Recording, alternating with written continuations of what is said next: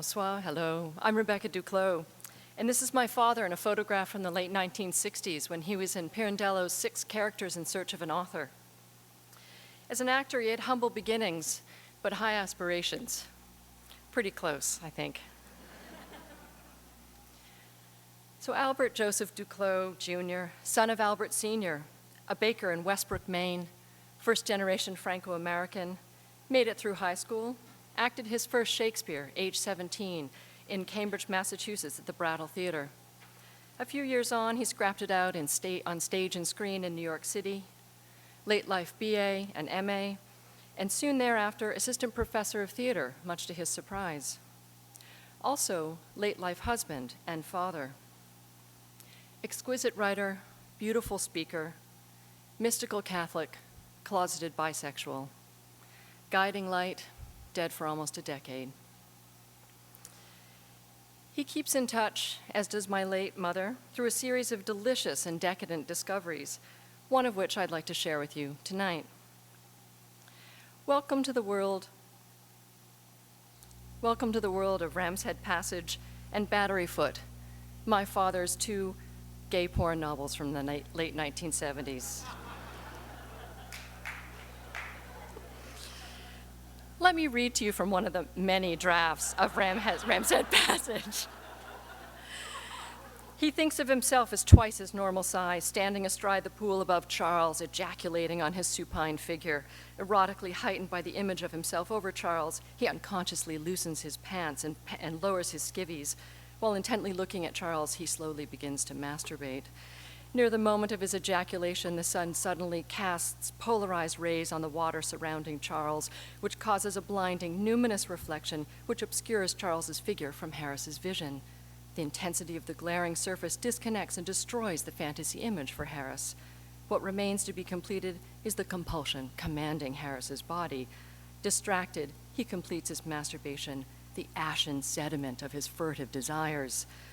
Falling back into exhaustion, we know, and Harris senses, that the numinous mirror of the tidal pool not only hid Charles, it rejected the image that Harris sought to capture of himself. I don't need to tell you that there were a few problems with the text. I'll let Arabelle J. Porter do that.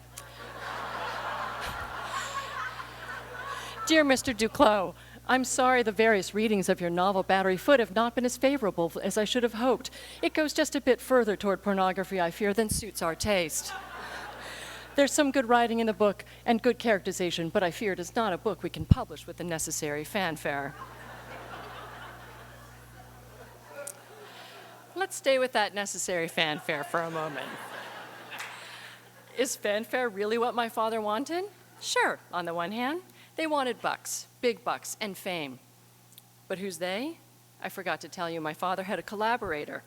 That would be my Uncle Herb, my godfather, a well-known translator and much-lauded scholar of Islamic studies, and a practicing Catholic. This was their secret project, and it went on for years. Herb is still alive, and he doesn't know I'm speaking to you tonight. So I won't say much more, except to quote him. Here's his reading of the project from June 28, 1972. Dear Al, your correspondence is outrunning my capacity in a sort of premature literary ejaculation. Keep some for consultation. Are you making separate notes? We have to be careful not to weave in or impose too much on the basic text, and to keep a single, even style. Harness your Shakespeareanism, old chum, for we're aiming at monetary, not literary success, remember? So here we are in 1976 on the small summer island where I would later find out the novels were set.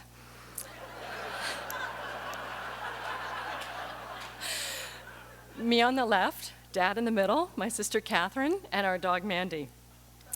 Almost 30 years later, after my father died, my sister and I found folders and folders of typed manuscripts, reams of handwritten notes, film treatments, research material, correspondence between Herb and Al, numerous rejection letters from publishers, you name it, it was all there.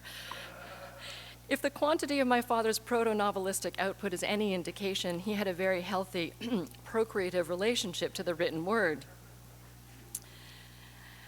Albert had many lives, I now understand. His life of literary vice was a private preoccupation that was completely unknown to me growing up, as was his radical Catholicism. He was lobbying for women in the church and gay priests in the 1980s. Now I know why, but I didn't always know, and neither did my sister. But we think my mother must have, for her own reasons, and that's another Walrus Talk. She thought Dad's orientation suited her just fine. In what might be, I suppose, a fittingly literary way, my father eventually chose to disclose his past to us by placing a bookmark in Richard Gilman's 1986 Catholic conversion memoir, Faith, Sex, Mystery. You theater types will know Richard as the New York literary editor and drama critic, Yale prof, and Penn president. On page 186, he writes, "For some months, I shared an apartment on York Avenue with a young man, Albert, for whom I'd met through the bookstore. He was a kind, gentle fellow, extremely pious. He later became a monk. That's not exactly true. And supportive of my struggle to acclimatize myself in the faith. His piety had a somewhat desperate edge to it, I realize now, for it was what kept his homosexuality, which I knew about, but kept putting out of my mind, from turning into physical acts. So leave it to another to tell you about the man you love. Sometimes it just has to be that way.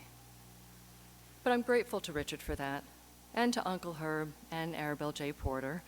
And I'm also grateful to Charles and Harris and Amy and Robert and Whiteley and Rushing and Foote and the dozen other characters in Dad's 2 secret porn novels, because they were all part of him, part of his other self, a self that was able to write his own kind of drama, well away from the rest of us. Thank you for being part of my decadent discovery and for giving Albert some time in the limelight. Fanfare, maybe not, but necessary, absolutely. Good night.